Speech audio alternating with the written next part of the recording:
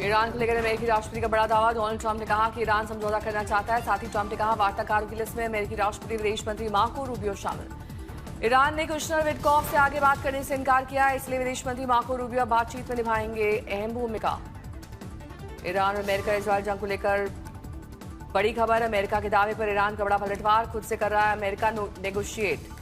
ईरानी सेना ने प्रवक्ता ने कहा अमेरिका केवल आपस में ही बातचीत कर रहा है, युद्ध विराम समझौते के लिए अमेरिका के प्रयास सिर्फ मजाक है।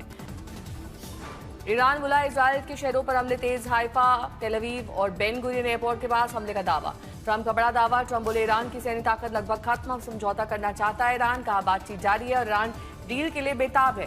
ट्रंप का दावा, ईरान ने तेल गैस से जुड़ा बड़ा तोहफा दिया है, डील के संकेत। कहा इससे साफ है कि सही लोगों से बात हो रही है और समझौता करीब है। कुवैत एयरपोर्ट पर ड्रोन हमला, फ्यूल टैंक में लगी आग। इस घटना से कोई हताहत नहीं। ईरान से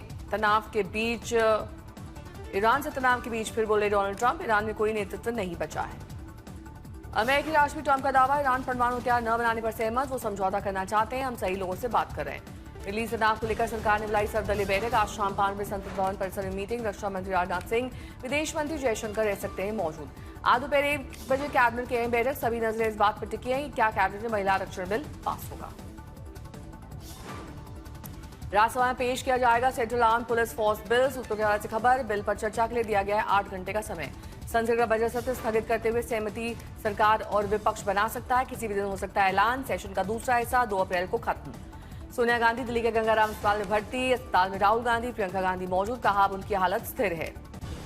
पश्चिम एशिया संकट के बीच खाद्य आपूर्ति पर केंद्र की बड़ी बैठक। शिवराज सिंह चौहान ने की हालात की समीक्षा। खाद्य की सप्लाई, वितरण के साथ जुड़े मुद्दों पर बैठक में चर्चा।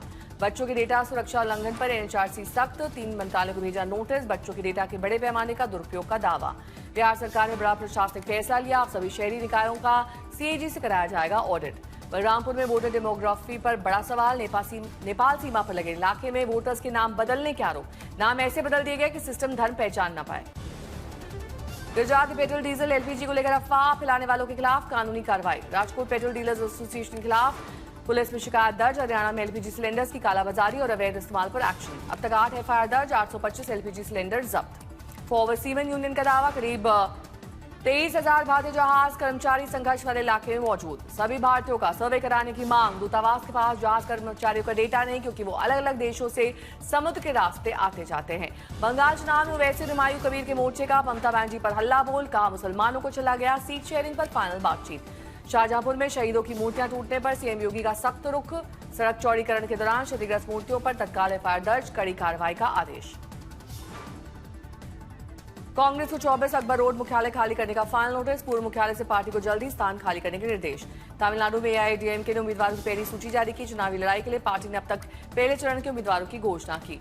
सारंडा में पुलिस का पोस्टर वॉर। नक्सलियों से आत्मसमर्पण की अपील। पोस्टर्स में नक्सलियों की तस्वीरें, इनाम की घोषणा और पुलिस नंबर्स दिए गए। मेरठ में एआईएमएम के प्रदेश अध्यक्ष शौकत अली के भड़काऊ इनकाउंटर वाले बयान पर बीजेपी के पूर्व विधायक संगीत सोम ने प्रतिक्रिया देते हुए कहा है, कौन है ये 2-2 टके के गुंडे। उत्तर प्रदेश के मुजफ्फरनगर में कांग्रेस प्रदेश अध्यक्ष अजय राय ने ईद मिलन कार्यक्रम में लिया ऐसा। कहा आरएसएस संघ के लोगों ने शहीदों का अपमान किया है। अलीगढ़ में दुर्गा माता की रथ यात्रा निकाले जाने को लेकर बीजेपी और स्थानीय लोगों ने किया घेराव। प्रशासन ने कहा नई परंपरा और नए मार्ग से यात्रा नहीं निकाली जाएगी।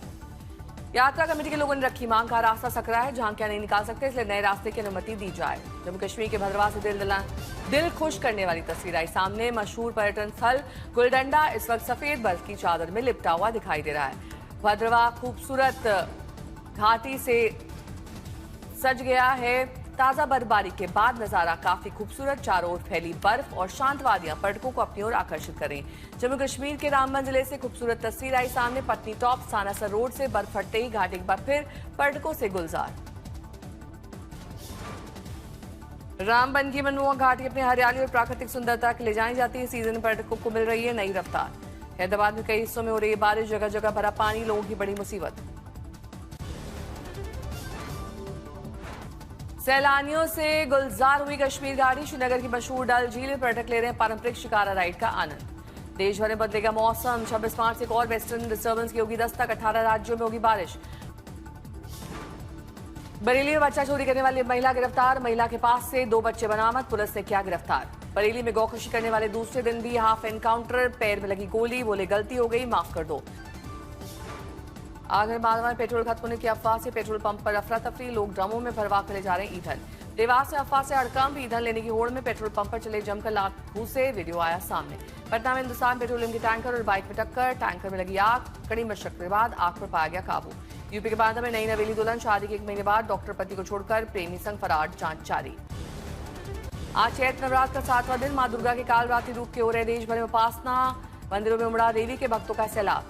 दिल्ली के झंडेवाला मंदिर में लगा भक्तों का तांता, मंदिर में दर्शन पूजन के लिए उत्साहित दिखे भक्त। विधि विधान से पुजारियों ने उतारी मां देवी की आरती, भक्तों ने लिया माता का आशीर्वाद।